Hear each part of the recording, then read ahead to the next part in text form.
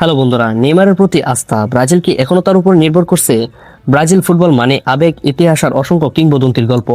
আর সেই তালিকায় বর্তমানে সবথেকে আলোচিত নাম নেইমার জুনিয়র। কিন্তু প্রশ্নটা এখন খুবই গুরুত্বপূর্ণ। ইনজুরি আর বিতর্কের মাঝে থেকেও ব্রাজিল কি এখনো তার উপর ভরসা রাখছেন? সাম্প্রতিক ডাটা ফলোয়ার জরিপ আমাদের একটি পরিষ্কার ছবি দেয়, যেখানে 53% মানুষই চান নেইমার বিশ্বকাপ দলে থাকুক, এবং 34% মানুষ চান না নেইমার বিশ্বকাপে থাকুক, এবং 8% মানুষ নিরপেক্ষ, এবং 5% মানুষ এখনো অনিশ্চিত। এই সংখ্যাগুলো কিন্তু শুধু একটি পরিসংখ্যানই না, এটা ব্রাজিলিয়ান ফুটবলের সংস্কৃতির একটা প্রতিফলন। 53% মানুষ এটা কোনো সাধারণ বিষয় না, কারণ এত প্রতিভাবান খেলোয়াড় থাকা সত্ত্বেও অর্ধেকের বেশি মানুষ এখনো বিশ্বাস করে নেইমার মানে পার্থক্য গড়ে দেওয়া একজন খেলোয়াড়। তার কারণ একটাই, প্রথমত অভিজ্ঞতা।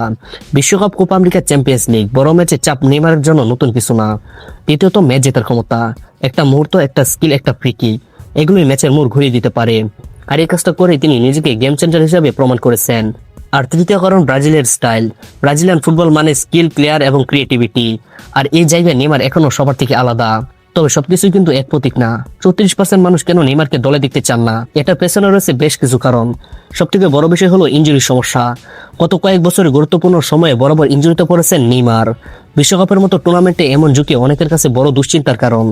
দ্বিতীয়ত ফর্ম এবং ধারাবাহিকতা। অনেকেই মনে করে নেইমারের পারফরমেন্স আগের মতো ধারাবাহিকতা নেই। আর তৃতীয়ত ক্লাব রাইভালিটি। ব্রাজিলে ক্লাব ফুটবল নিয়ে আবেগ অনেক বেশি। অনেক সময় সেই রাইভালিটি জাতীয় দলের খেলোয়াড়দের নিয়েও মতভেদ তৈরি করে। এখন একটা গুরুত্বপূর্ণ প্রশ্ন, এই 53% মানুষই কি যথেষ্ট? উত্তরটা সহজ না, কিন্তু বাস্তবতা হলো আন্তর্জাতিক ফুটবলে, বিশেষ করে বিশ্বকাপে, অভিজ্ঞতা অনেক বড় ফ্যাক্টর। তরুণ প্রতিভা যতই থাকুক, বড় মঞ্চে একজন নেতার খুবই দরকার। আর সেই জায়গায় নেইমার এখনো সবথেকে বড় নাম।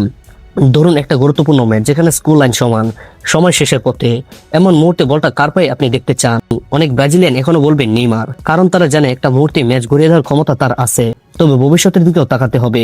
ব্রাজিলে নতুন প্রজন্ম উঠে এসেছে, তারা দ্রুত, শক্তিশালী এবং আত্মবিশ্বাসী। এই প্রশ্নটা শুধু নেইমার খেলবেন কিনা, বরং নেইমার কিভাবে দলের সঙ্গে মানিয়ে নেবেন।